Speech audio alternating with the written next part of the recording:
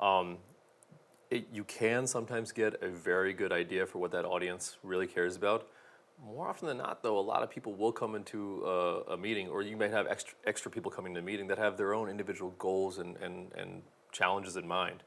What I do like to do is before I start any type of presentation, especially for a smaller crowd, like less than 10 people, where I'm doing like a lunch and learn or something, I'll go around the room.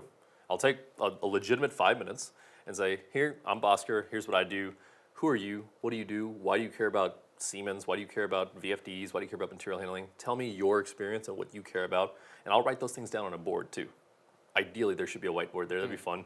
Or you can just write it down anywhere, just to keep in mind what their goals out of this meeting are. And I did this for a customer in Marietta like a year ago. And I made sure to write all of those down in plain English so that they could see it too. Yeah. So they knew I really did care about it. Everyone cares about it, but just to make sure that they understand that we are going to get to every single one of these things. Yeah.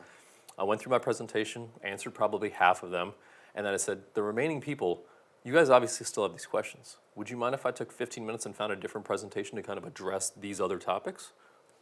They didn't care. They welcomed it. They wanted it. It buys you some extra time to do other stuff that, as long as they know you're going to answer your questions, that's really all it comes down to.